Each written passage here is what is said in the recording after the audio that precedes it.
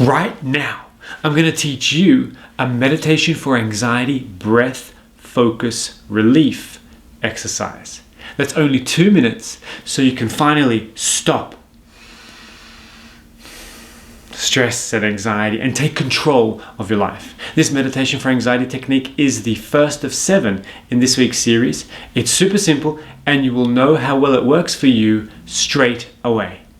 After the 2-minute meditation for anxiety, I'll also outline how to increase motivation through success habit development, build resilience, and guide you in integrating everything you learned today in a special finale exercise. I'm Speed Psychologist and best-selling author Aleks George, and we're now in session. First, give yourself a current mood rating, 1 being very low to 10 being very high mood, and a second 1 being very low to 10 being very high stress/anxiety rating. Just go with whatever mood number or stress anxiety number that first comes to mind. Now, I need you to promise me that I will have your full attention and best effort for just 2 minutes, okay? If you are sure that you can do that right now, then get ready. Also, please note, make sure you are in a safe place, and if you feel unusually uncomfortable during any exercise, stop immediately and go have a drink of water. So, are you ready? Really? To feel better? Just 2 minutes from now. You sure? Great. Let's begin. Sit up tall, shoulders back, head up, and close or shield your eyes if safe to do so. Now follow my simple instructions. Bring all your attention onto your breath. All of it. Fully focus on your breathing. Only breath. Only breath. Only breath. You don't have to change it. Simply notice, focus on your breathing and let go of everything else. Like leaves floating down a river or clouds evaporating as they pass by. Allow your thoughts and feelings to rise and recede, to come and go in their own time. Choose to lose any tension or apprehension, any anxiety, worry, or stress, and exclusively experience the success of simply being present, safe, in this moment and the next.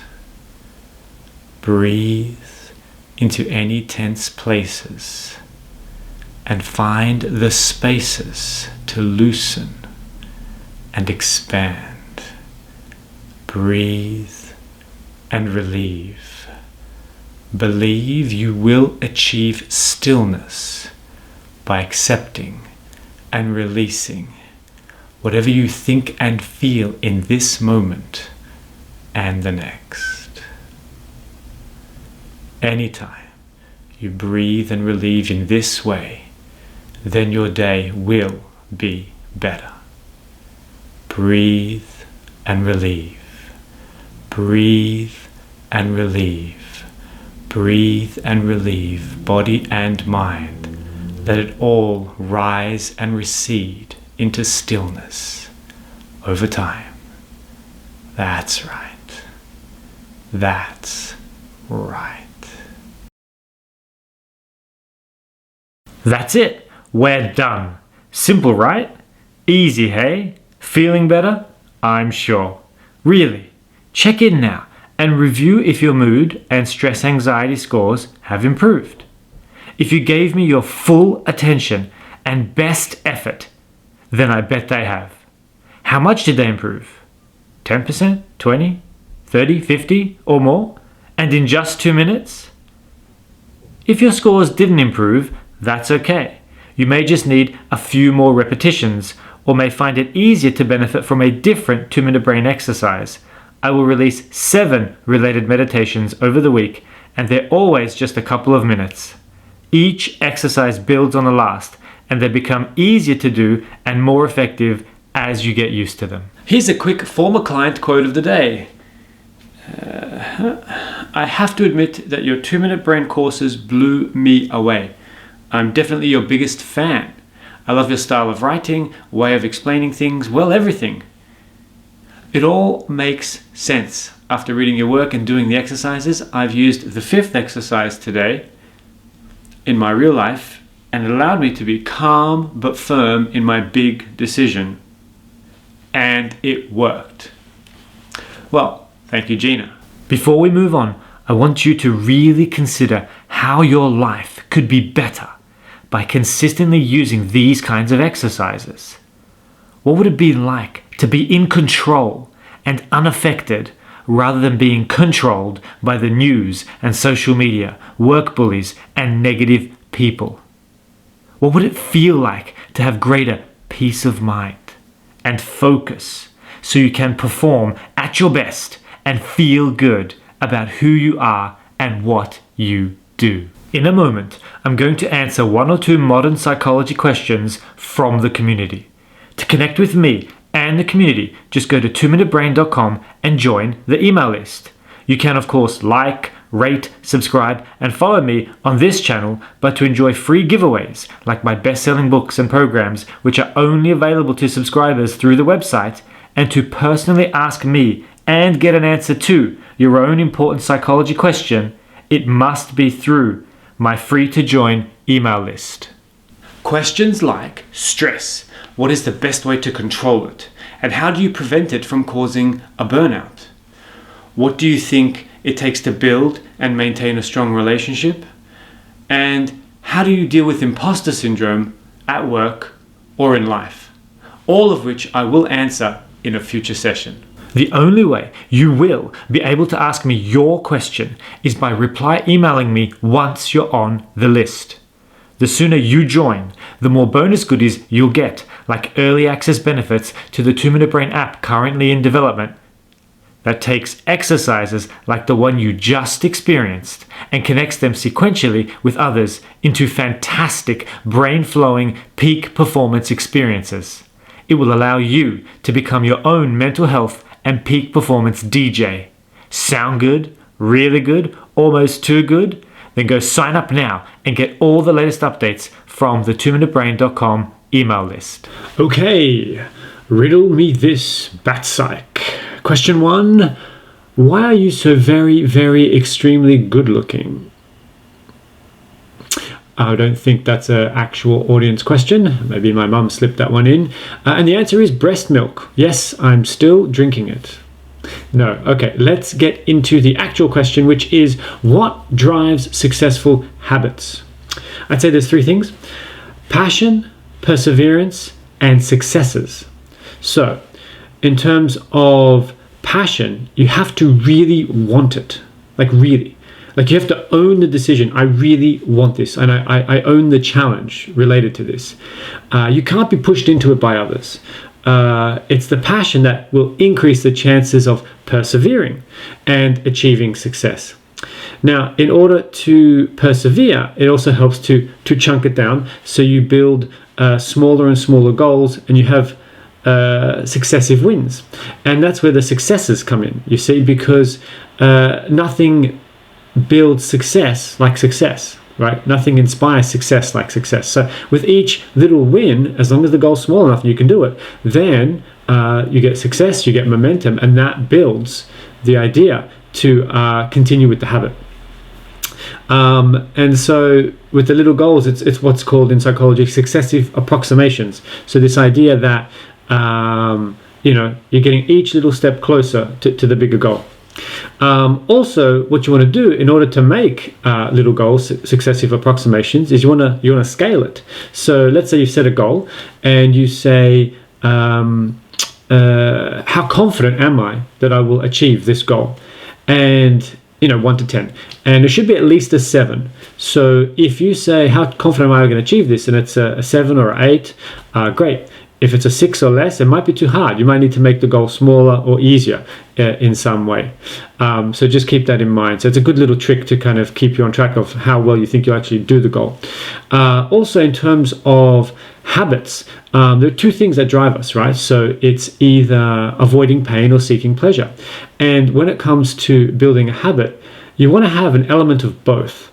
An element of, if I don't do this, then there will be pain. There will be, frustration, loss, not progressing, whatever it might be. But then most importantly, you want to have the pleasure element in your mind as well. So if I achieve this, or when I achieve this, well, then what am I going to feel? I'm going to feel alive. I'm going to feel great. I'm going to feel like I'm growing, like I'm thriving, and so forth. So you want to consider both elements, but primarily you really want to consider what you will get from the goal. And you also want to think about incentives. So as humans, we respond to incentives. So incentives, I come up with this thing called the 4 P's of accountability, which is personal, partner, a party or a group, if you like, and public. And so each one of those is really, really crucial. And each one is stronger than the last. So being accountable to yourself, writing down the goals, making sure you're going to do it, that's good. Being accountable to someone else is even stronger. Being accountable to a group of people, a party, that's even stronger than that. And then the strongest form of accountability is to actually be public. So you post it online and you tell everyone that you're going to do this goal and you're going to achieve it, and this is when you're going to achieve it. So that's another way to sort of drive accountability behind successful habits. And then I guess in the long term, what's most important for a successful habit is that it connects to a higher purpose, right? So if you don't really care about the goal, and you're just doing it because you think you're supposed to, because someone else told you it was a good idea, then you're likely to burn out. It's not likely to be sustained. So you really want to make sure that it fits with what you want and who you want to be, how your identity is going to change. And if you do that, then you're likely to stick to it. Want to ask me your own question? Just go over to 2minutebrain.com and join the email list. At the moment, I'm personally answering people's questions pretty quickly, and be sure to like, subscribe, and follow me on this channel. I'm happy to answer questions on mental health, such as stress, anxiety, mood, painful events, happiness, work-life performance, relationships, intimate, family, friends, kids, and of course the state of the world and why we do what we do. Before we continue, I want to explain what 2-Minute Brain is all about, because it's both as simple and not as simple as it seems. The first and most obvious goal is to offer the fastest and most practical methods to reduce mental health struggles and reach peak performance, so you can meet the demands of this often overwhelming and ultra-competitive modern world. The sad truth is, you do have to learn how to consistently be at your best, or you will be left behind. That's what these speed brain rewiring strategies are all about. These are the essential skills, but that's only the part of the iceberg that's above the surface. The second, much deeper goal is about members of this community reaching their highest forms of self-expression. Here, we are no longer talking about peak performance, but peak freedom. Good living is not just about productively functioning well. It's about wrestling with complex moral issues, paradoxical laws of nature, human contradiction, and seeking profound and immeasurable truths.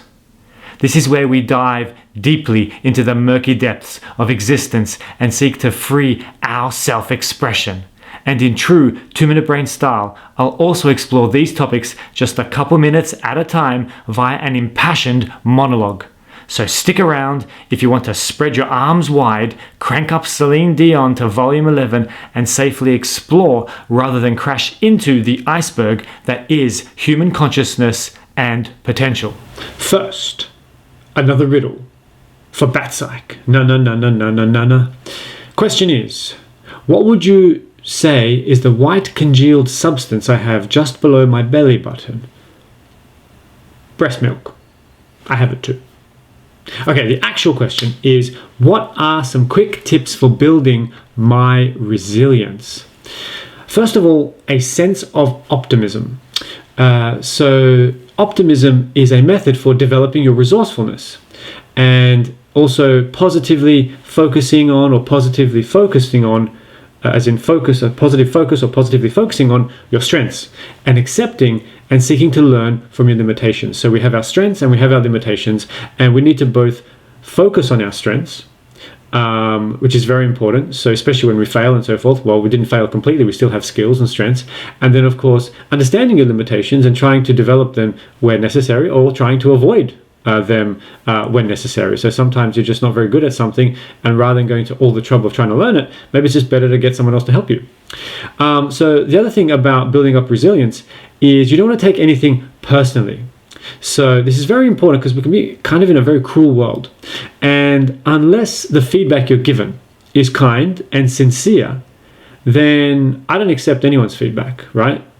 So unless it's kind and sincere, and it might be a little bit sort of harsh or forceful in the right context with a person you trust who said, you're really out of line, you really need to do this better.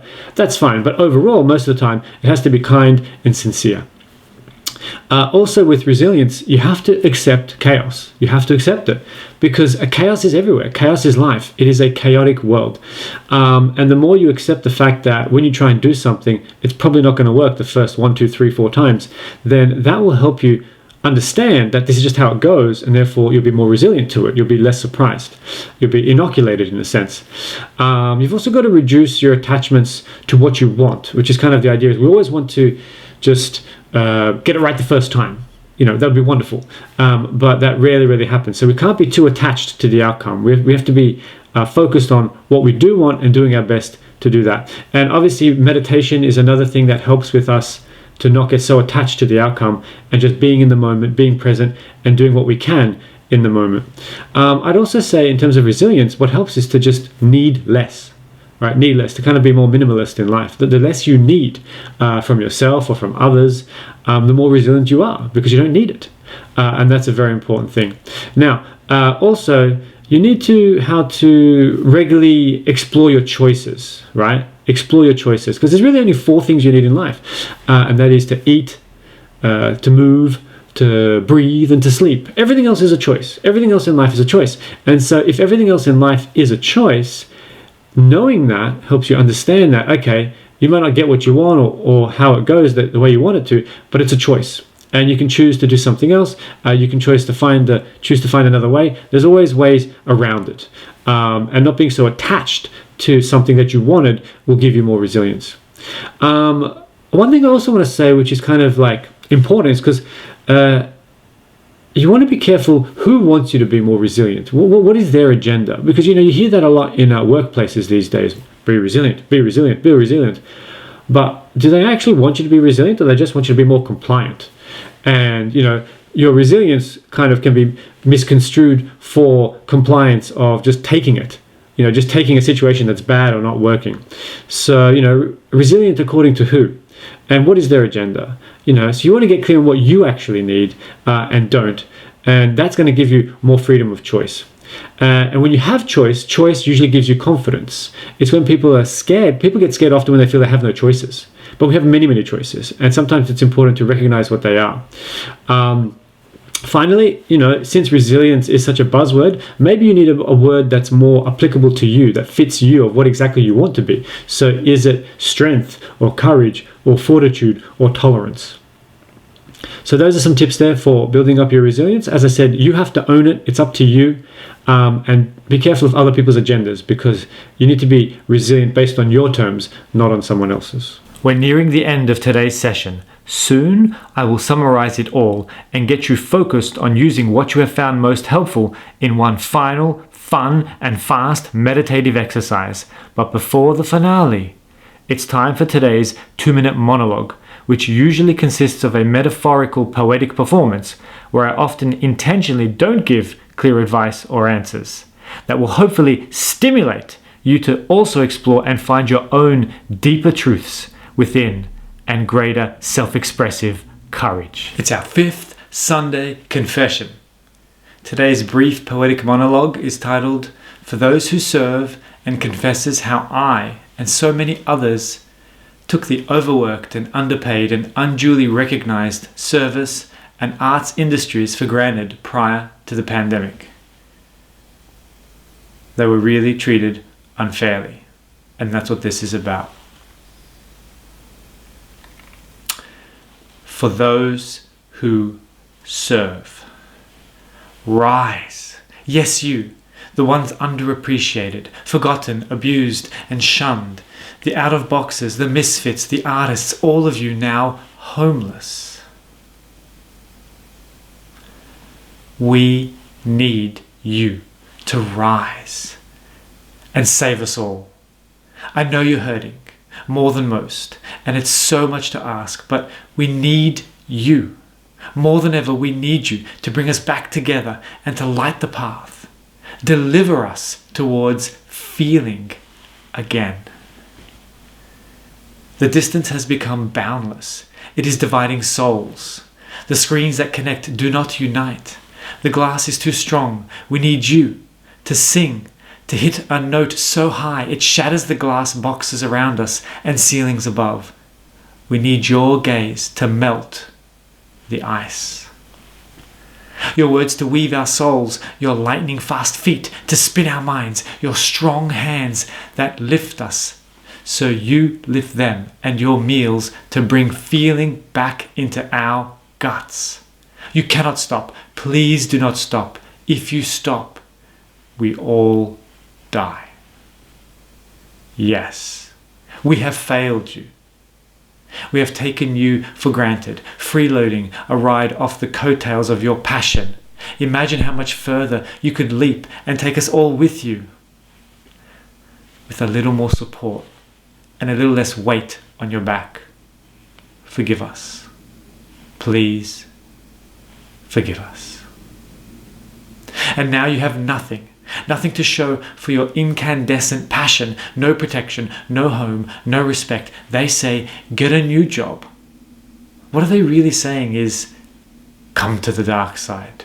Forget everything you know and shut everything you are down.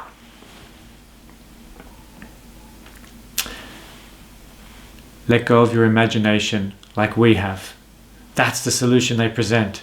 Reject it. With every fiber of your being, reject it. I'm begging you to reject it. To rise and radiate before we all freeze over. Stand up.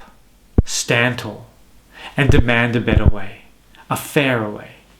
Band together and find better solutions that serve you too. And serve you first. Because when you are served, so are we. If you're having fun, make sure you like and subscribe and follow this channel, and also go to 2minutebrain.com and join the email list. Now, let's bring all of it meaningfully together in an integrative exercise that will conclude today's session.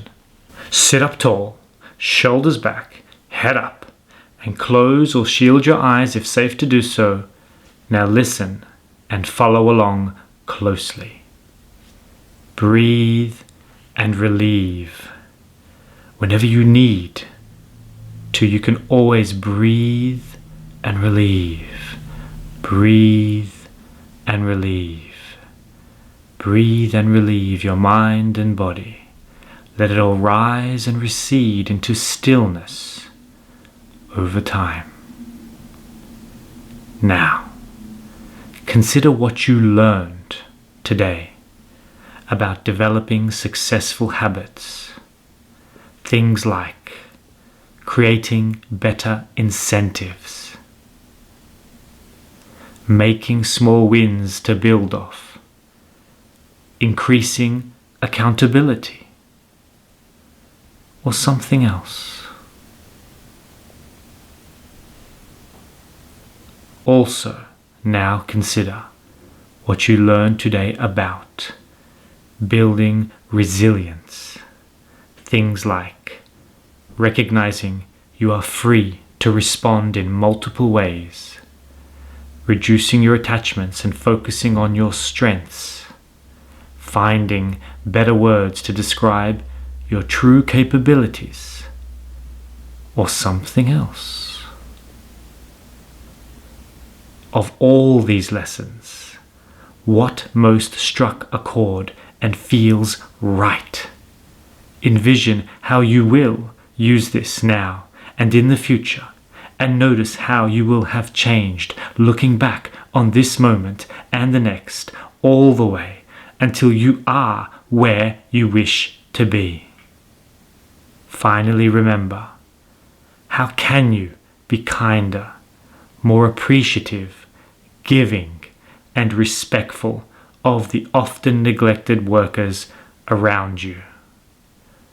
Allow all the lessons now to come together, to ripple through you, and now, changed, back out into the world.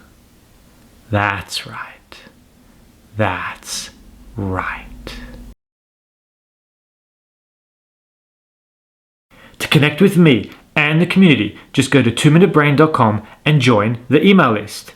You can, of course, like, rate, subscribe, and follow me on this channel, but to enjoy free giveaways like my best-selling books and programs, which are only available to subscribers through the website, and to personally ask me and get an answer to your own important psychology question, it must be through my free-to-join email list. Questions like stress. What is the best way to control it? And how do you prevent it from causing a burnout? What do you think it takes to build and maintain a strong relationship? And how do you deal with imposter syndrome at work or in life? All of which I will answer in a future session. The only way you will be able to ask me your question is by reply emailing me once you're on the list. The sooner you join, the more bonus goodies you'll get, like early access benefits to the 2 Minute Brain app currently in development that takes exercises like the one you just experienced and connects them sequentially with others into fantastic brain-flowing peak performance experiences. It will allow you to become your own mental health and peak performance DJ. Sound good? Really good? Almost too good? Then go sign up now and get all the latest updates from the 2minutebrain.com email list.